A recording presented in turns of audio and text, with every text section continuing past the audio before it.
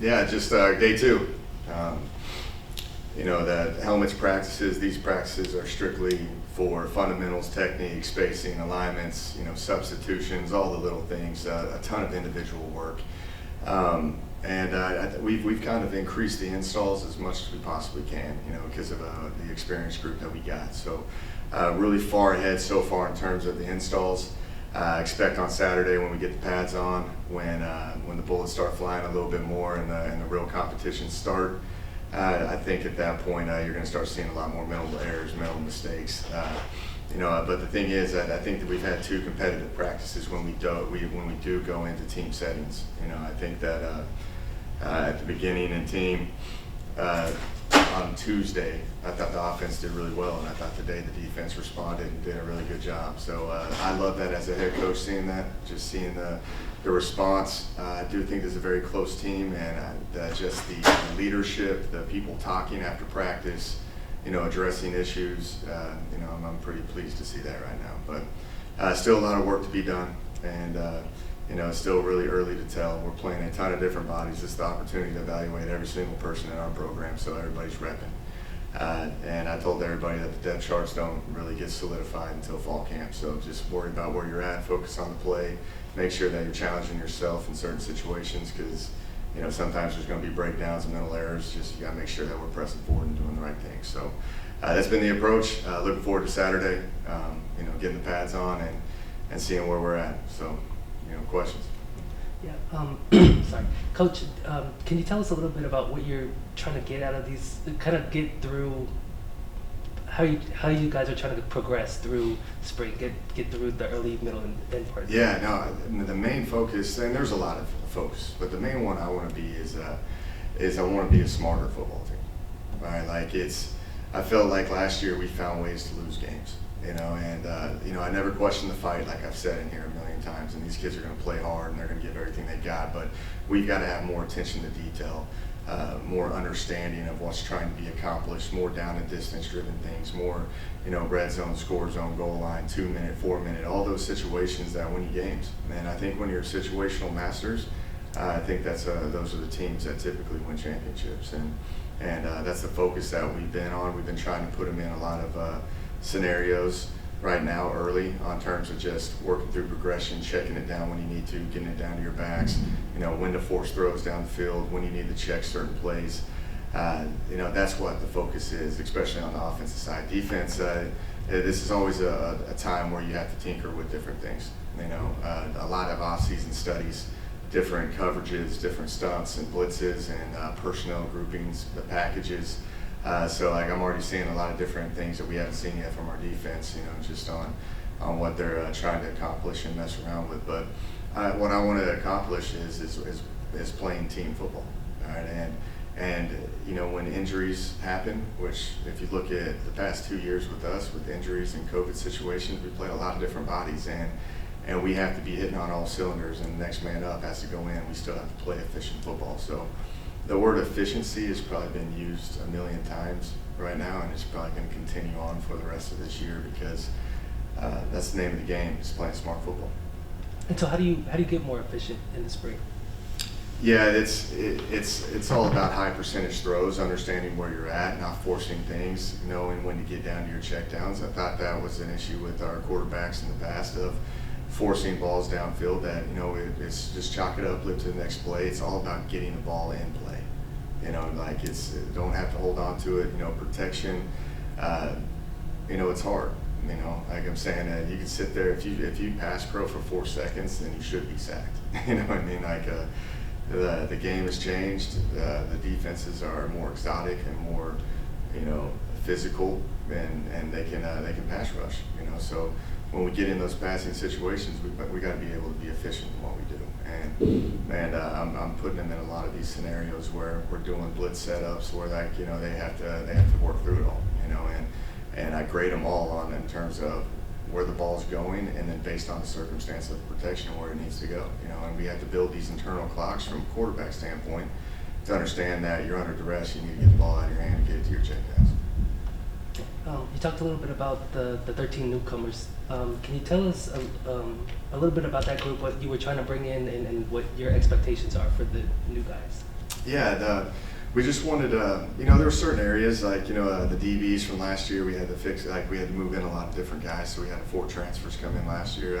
We've had a couple more this year, but we've got a lot of experienced depth there. So we wanted to add into it. We're still looking for a couple guys in the back end, a couple guys up front in D-line, but we want guys that that will fit the culture of what we're doing. And right now, these 13 kids that I brought in, they're awesome. They're bought into what we're doing.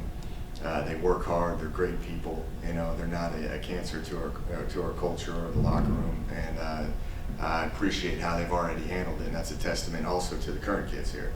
Of where they're wanting to go with it, and the goals and the dreams that they have for this team. And I think if you go through them all, you are always looking for guys that can add depth. We added 2 linemen that have added great depth. We still can bring in probably about 3 to 4 more offensive linemen, based off of, we don't have to, but like the way the rules are, we can really sign as many as we want. But we're looking for guys with years and developmental things moving forward for the next group. But, right now we just needed some guys to fill some immediate needs. And you got, a couple more quarterbacks in here with Vid leaving. Josh Berry has been showing, a lot of explosiveness out there. You forget about Dennis Robinson. He's back now. He got to play in the last couple games this season, but that addition is good with the depth. And then you got C.J. Williams and like A.J. Edwards is really good. PK, our DB, they're just in there like they came in. They're mature and they know what they're doing and they're working. And really, really impressed so far with these 13 guys that are in. Coach, which recruit are you most excited to work with in the coming season? Which who? Which recruit? Recruit? Mm-hmm. Ooh, that's a tough one, man. I can't like that. You're putting me on the spot right now. You look at them all, and I think they all bring a unique, they're very, individualistic people, that they all have their unique characteristics that they bring into this collective unit of guys. And I enjoy watching them. Like Richard West has been amazing so far, mature at right tackle. And then Evan Lavelle, has been playing in the guards, and he's a big 330-pound guy that's played over 20 starts, and Richard West has played over 20 starts. So I just enjoy seeing those. I think A.J. Edwards and PK bring a lot of energy, a lot of juice into the back end. They talk a lot of trash to me at times too, which they're already that comfortable, which I love it, But, Josh Berry has been great too. You start going through C.J. Williams, you got Dominique Ratcliffe is doing a great job. I'm trying to think of like all the guys right now off the top of my head, but that's a very tough question because, I think everybody brings, something unique, different to this team. And I'm just excited that these guys that came in and fit in so far. Right. Can you define success for this upcoming season for your team? We just worry about what we can control, and it's taking it one day at a time. It's a tough game, and you've got to work daily. Like you can't be looking into the future, and you can't be looking into the past. You have to just be focused one day at a time. And I know that's a little bit of a coach speak, but it's so true. We've got, who knows how good we could be in the future, but we have to put the work in currently right now in this current moment for us to have success in the future. And I think those are the culture talks we're having with the kids that, we need to take it one day at a time. And if you gel collectively as a group and you hold each other accountable and to a higher standard, the rest will take care of itself, and then that will be a successful team because you've emptied out everything that you've got. You're giving everything into this program, and you can be content and happy with where you're at because you did everything you could for this program, for this team. Right. Coach, who are some of the players that have impressed you in spring ball so far? A little bit early to tell. They'll probably be. You need to ask me that question again here soon once we get these pads on, but. Richard West is one of them right now that I've just been absolutely impressed with because he hasn't complained about much. Meaning, we had an injury, a hamstring pull with one guy, and he ended up running probably about 30 to 40 plays a team, and he didn't even complain. He went in there. He's got a toughness. He brings it every single time he's out there, and I just appreciate it because a lot of people would fall out in those situations because that's a lot of rep, but he rose to the occasion on that. really enjoying him, and AJ Edwards has been, like, I've seen him spark a few times in that back end for these new guys. So, but I see that, I feel like all these new guys, I'm seeing them do great things at some point, you know, but those two have been the ones that kind of jumped out of these two practices. We're talking to Jordan today. Can you tell us a little bit about what your expectations are going to be for him this upcoming season? Jordan, man, he's what makes that defense go. You know, we've had a lot of talks. You know, he's now in the number 8. I think he thinks he's a DB now.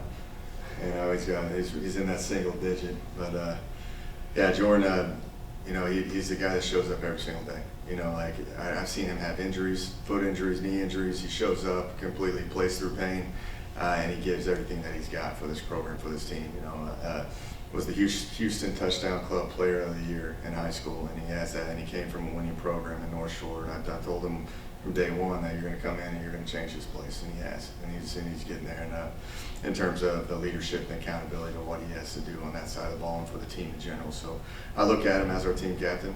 And, you know, that's why he's the first one speaking to you guys, you know, and I think the future is really bright for him, you know, because he can play it all. You know, he's playing, you know, last year we moved around to different, you know, positions, and he had a lot of success. And we're going to keep moving him around because we trust him. He's going to put the work in. He's the guy that everybody looks up to on this team. And, you know, like, I'm just fired up to watch him go through this next season.